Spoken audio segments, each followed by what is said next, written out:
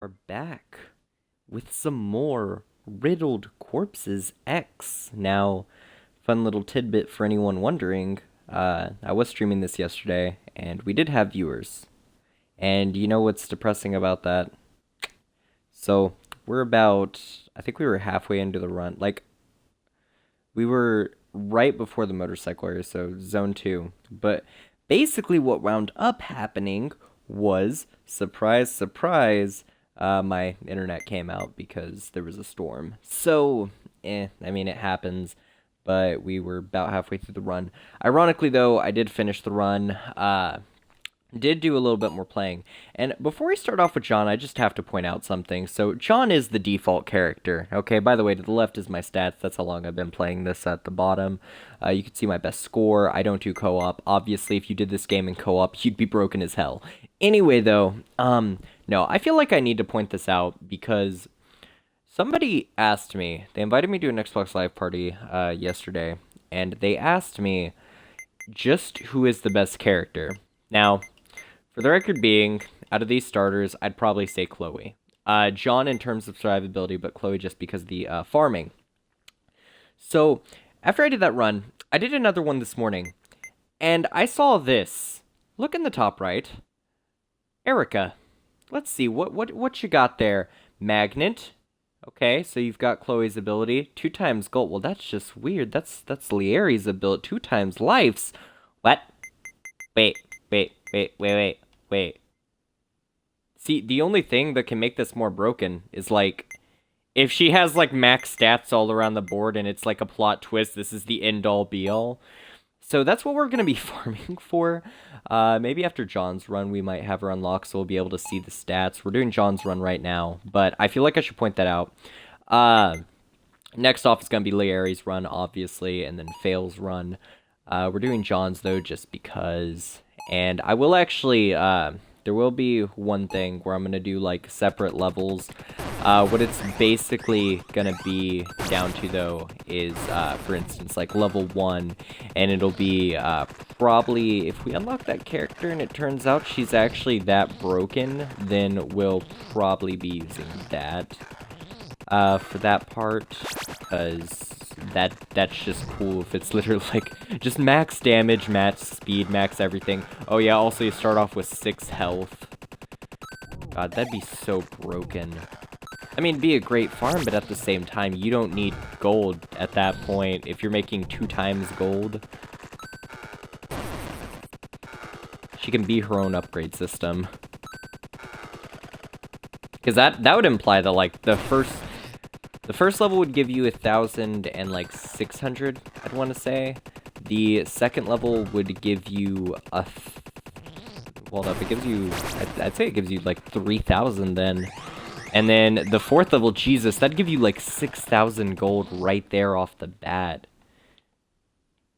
Now that'd all be broken to hell.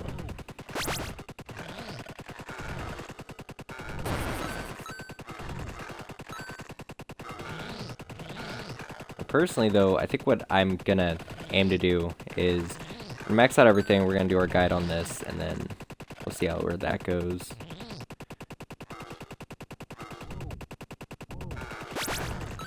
I'm, like, dedicated to this game now.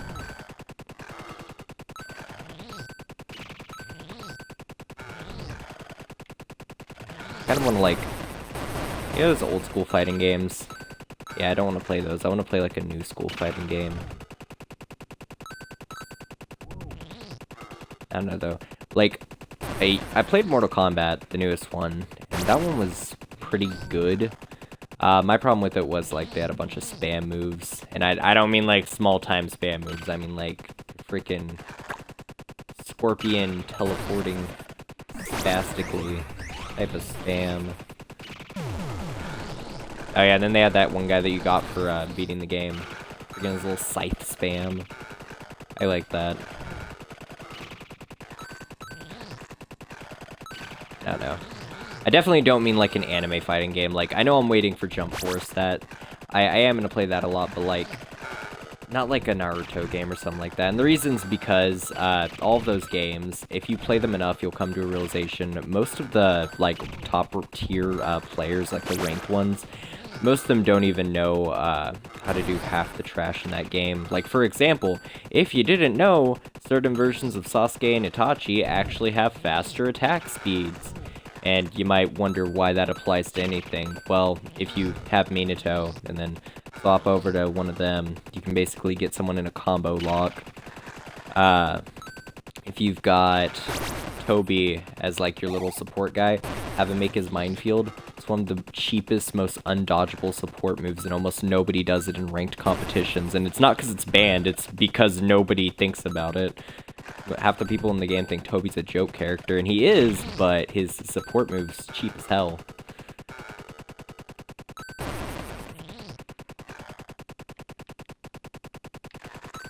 And then after this stream, we'll probably move on to Shining Resonance or something after this game. Not after this stream, but eventually we'll go back there. When we do, we beat it.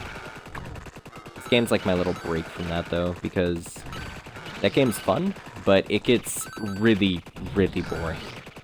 Like, it's not even the grind, it's the story pacing on its own, because you're always either going to be underleveled or you're always going to be grinding. And I like the fact that Kimco games don't have that problem when it comes to a JRPG. Like, I think the one exception might be Chronos Arc. Chronos Arc had that problem.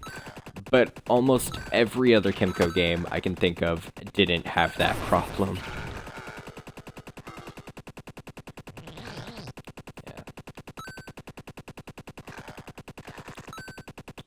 I think like the only tips I can really give for playing as Jon, because this isn't so much a guide to playing as him, it's just a playthrough to see how far you get with each character under the circumstances of max level and with the MK1000 maxed out. But that being said, I think the only real things you've got to watch out for are the fact that like you can't get across the map that fast, like as Chloe for example, or Lieri, but Lieri's slow as hell. She just shoots fast. But you can't get around the map, like, super fast, so you have to pace yourself, I guess I should say. Pace yourself when going through this. In all seriousness, I think the character we're going to make the least distance with is Fail, but I'm not positive on that, I'm pretty sure, though. My reasoning for thinking that, though, is literally just because, like, also, we're not letting that thing spawn in its backup. He's too slow to deal with, too. No, but, the reason I think he's gonna be the hardest is, like, he has a ridiculously slow shot speed, so unless it turns out he's got, like, ridiculous damage, like, one-shots this boss, I'm honestly just not gonna think he's that great. I'll use him, though. Like, we'll do a playthrough. Not sure how well that playthrough's gonna... I feel like we'll make it past stage 1, but I feel like as soon as we hit stage 2, it's just gonna be like, yeah, 'cause look at Fail on the ground right there. Ha! Faggot. Okay.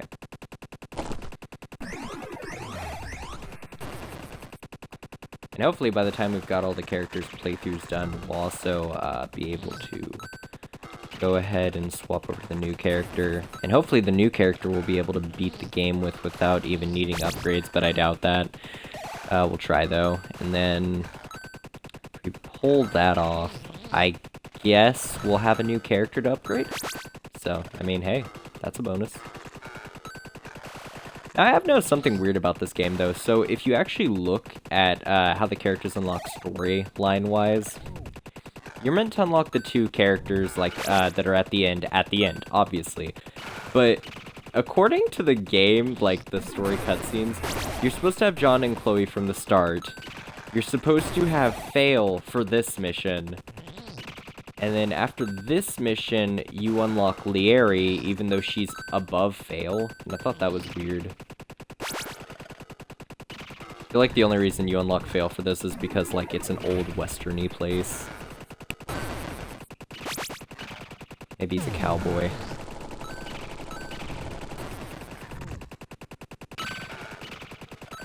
Oh god, that actually... I don't know why, but that just reminded me of McCree, and then I thought of, Soldier 76 being a gay thing in Overwatch.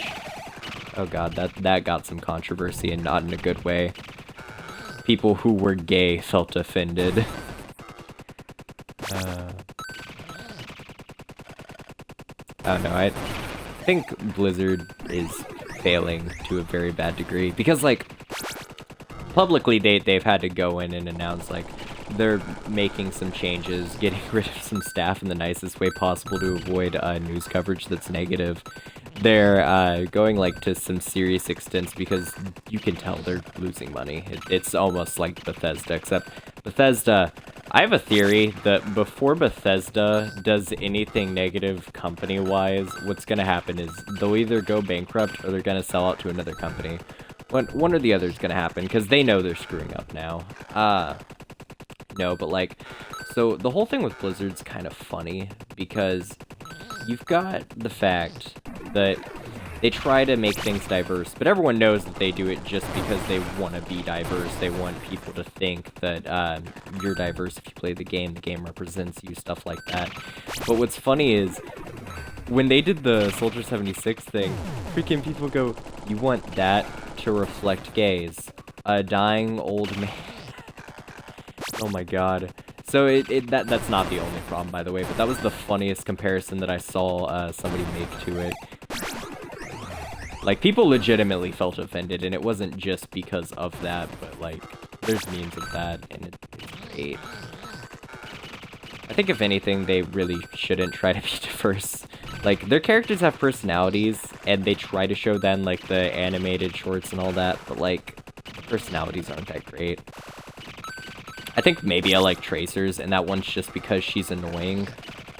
Like, I genuinely like her annoying factor, because it's kind of like she's supposed to try and be the good guy, but she tries to be annoyingly funny. Which, by the way, you'd think, like, people who are gay or lesbian would feel more offended by that because you're being compared by that, but, like, I mean, hey, it's kind of like that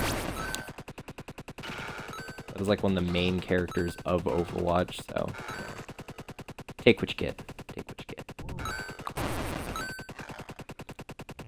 Personally, I think the character that, like, the story I hate the most, but the character I like the most gameplay-wise is probably Junkrat, and the reason's literally just because I hate his voice. I hate the voice actor who did it. I mean, I think he did a great job, but the voice just gets on my nerves, and it's not like in the annoying way, it's just, it sounds so bad. Then you've got the fact that, like, his whole personality is just liking explosions and stuff like that, and I mean, that's okay. It's kind of overdone because it's an old trope, but you know. I do love his gameplay though, like actually, the whole being able to blow yourself up with the mines to get higher and stuff.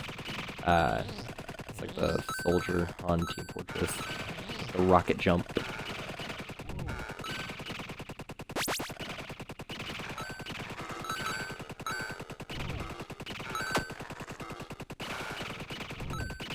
I just realized, so for Jon's campaign, I haven't played as him in a while, by the way, so we played him for the stream, but aside from that, almost all my matches I've been playing as Chloe, so I'm more used to her, but like, even without practice, it's pretty easy to get a hold of him because he doesn't have anything special. It's all pretty much just, you get used to it real quick, and that's why he's the default.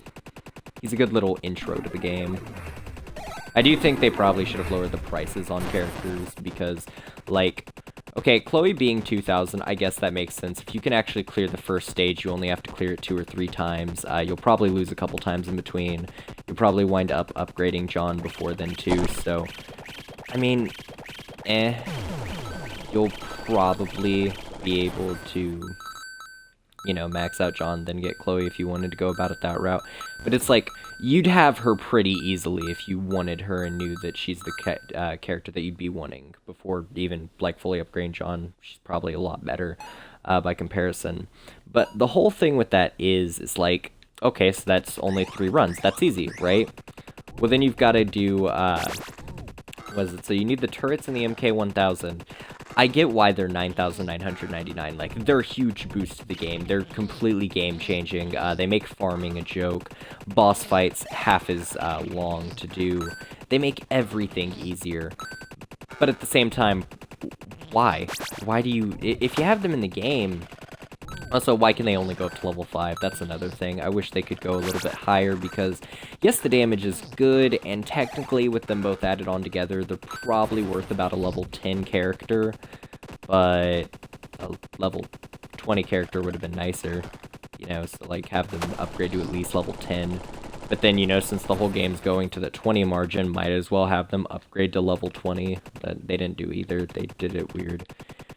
And then the turrets don't make sense at all. Like, flat out, the turrets are trash. They're used, like, early game if you want to use them. Like, if you notice, you use it on either the final boss or the boss before that, they don't do damage. So they're clearly meant for, like, the mob cleanups, but you don't need them to clean up the mobs, so it's just dumb. I don't know, and then Fail. Fail should not be 9,999. I haven't played as him yet, but I am guaranteeing you, with what I saw from his stats board, he should not be. I genuinely wouldn't be surprised if, like, we don't make it past Zone 3 as, Fail. But, you know, I mean, I'm setting that expectation. We probably will make it to Zone 4, but I'm pretty sure, off just what the stats say, Zone 3 is gonna be, like, the end, because this zone is made for speed. That's why this zone's actually a little bit harder for, Jon, but ironically, like, people like, Chloe can handle it really well. The reason's because, the slower movement speed and the slow shooting speed. Although, to be fair, this boss is dropping like a fly. Look at that health.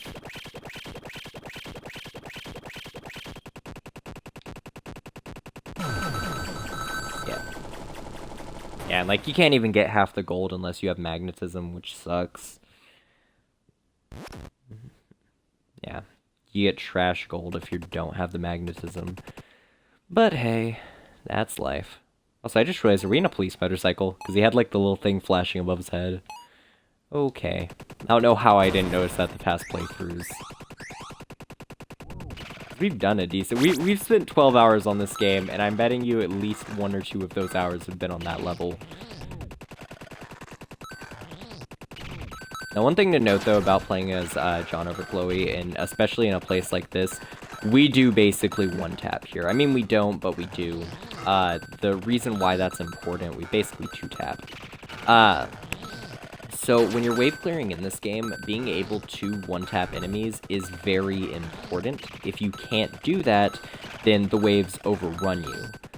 I'm pretty sure towards the end of this level, we will still probably get overrun. Like, that's obviously going to be a thing, because the wave before the boss on this floor and the next zone are ridiculous. But that being said, like, they're a lot more doable when you can just one-shot or two-shot things, rather than you pumping bullets into something and it not dying. It's actually why I'm hoping, like, literally... So, I'm setting this expectation in my head that whenever we, like, actually get Erica, what it's either gonna be is all the stats are gonna be max, or all the stats are gonna be nothing. It's gonna be one or the other. And I'm really hoping that, like, what it turns out is it's just maxed, and that's the end-all be-all character. Just like, oh yeah, max damage, max fire rate, hell, and you do as much damage as Fail, but you shoot as fast as Larry. Oh yeah, and you get double health at the start, you get double coins, it'd be great. I mean, it'd be broken though. Makes sense though for the end game, because you know, like, every game's gotta have that end game that's broken, but it makes it so that you can come back and, you know, the game's easier but still fun. Because even if you have double health, like, okay, you start off with 6 health. You do the final boss with 6 health, I mean, you might win. You're probably gonna need to buy some items, but you might win. Like, I wouldn't put it past anything, because, like, here's the thing with the final boss. We almost did win the one time we did it, and I actually have gone back since then, and I've tried it, and without any items, as long as you have about 7 health when starting that fight, from what I can tell, about 7 health with no items, you could almost kill it, like, at least as Chloe. And with that in mind, like, a maxed out character, I probably wouldn't even need that. I'd probably keep 9 lives the whole time running through, which would be great. Like, it really would. But so, like, say for example, though, you're starting off with 6 lives doing the ridiculous damage and stuff. I mean, yeah, I'd assume you wouldn't even need an item for the boss fight. You might, but probably not. I'd bring some just in case, but... yeah, so, if that... That's either how what I'm hoping the Erica's gonna be, or if we're not that lucky and we have to do the boss fight with just like, you know, it's gonna be either ridiculously weak or ridiculously strong, but like, I might try doing Chloe for the boss fight, fully upgrade the turret, and then what I'll do is load up with items from the store right before the fight, because I know you're not supposed to do that before you fully upgrade everything because it's a waste of money, but when you don't have a use for money, then yeah. Makes sense.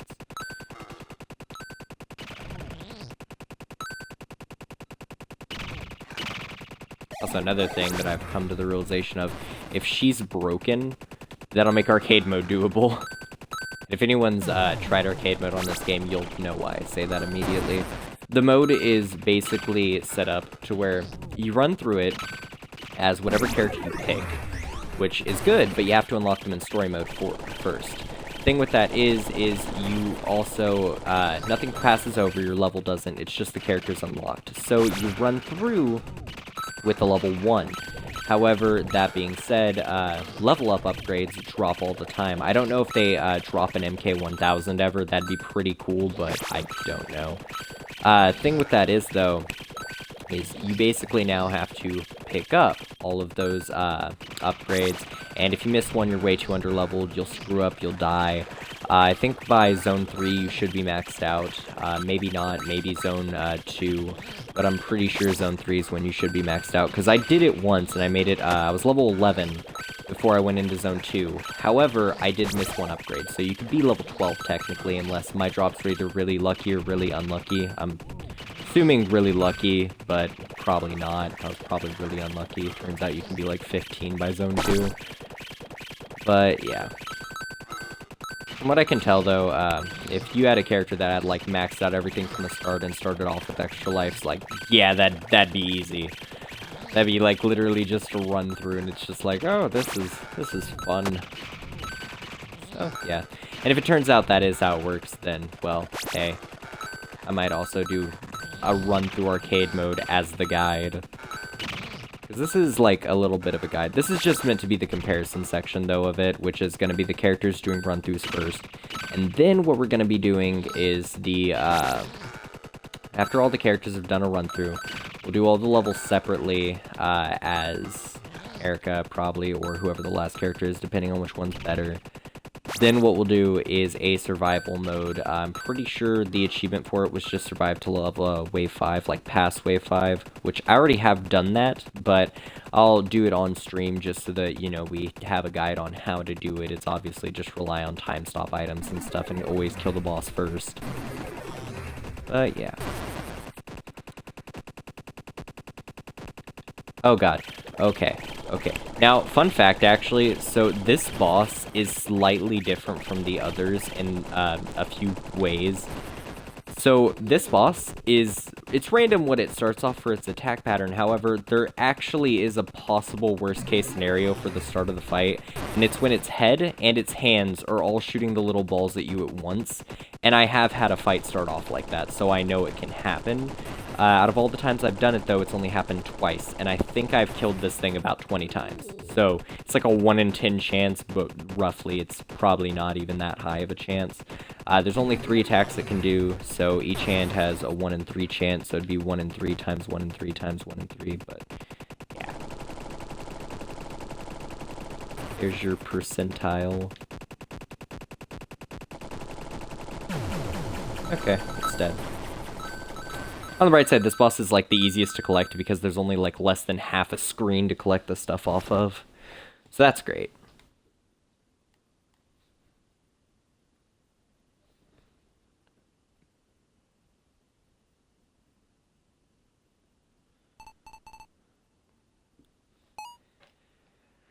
Okay. So we made it.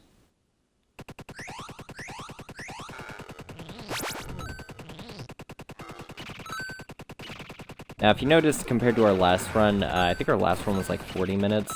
This one is only 24 as of right now. We might be able to hook shit up to 30 if we actually, you know, win this zone and then make it maybe halfway through the next zone. But thing to remember here is, I'll on the last stream, I also did take a break in the middle of it, and the reason we took a break was, I think I had to go move something or something. I know I did something. I probably said it when I got back, but I don't know. Then, what I'm gonna do probably immediately is, I'll end the stream, I'll upload it real quick, and then probably either farm a little bit, or I'll start up the next stream. One or the other. Depends. It depends how close we are, because I'm curious to see Erica's stats, but at the same time, if we're like really close to it, I'm not gonna farm. If we're really far from it, then I will. And my logic there is this: if we're really far from it, then we probably won't have it after I do another character, and I want to have it like at the end of one of these streams.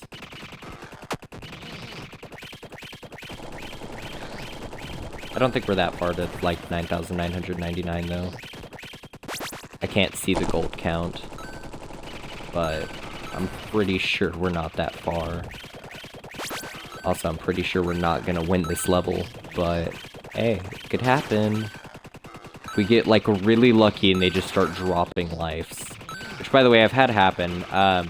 There's only been 1 or 2 times where I've gone through the first area and it's happened, but it is possible for like a bunch of enemies in a row to just drop lives. So if you're just like really lucky, it'll happen. You have to have like RNG Jesus on your side though. And see, like, even right now, like, we're barely mowing them down, but when you can actually kill them really fast, you don't need time stop or anything. With Chloe, you have to rely on time stop, like, 24/7. Although, that being said, with Chloe, you can do this a lot better because you'll probably have time stop 24/7.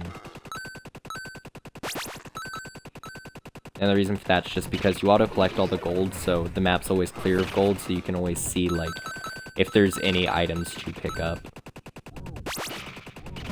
You'll be able to see it probably through the dead bodies, but that depends, you know, like not dead bodies, but through the living enemies. Living enemies and dead bodies are not the same thing, if anyone's wondering. I know I made that comparison, but it's definitely not the same thing. Ooh, what do we got here? Oh boy, oh boy, oh no. Oh, this is the end. This is the end of me and everything I know. Oh, Jesus Christ. Yep, that's it. Okay, so we made it up to wave 3 of the 5th zone. So that's actually pretty good. Yeah, okay, so we'll have enough next stream. So I'm gonna end this. We'll do another stream of Lieri up next. And we gotta remember, so Chloe made it all the way to the end. She just didn't kill the final boss. Jon made it to the level before the final level. So, there's that. And yeah, hope y'all have fun watching. See you next time.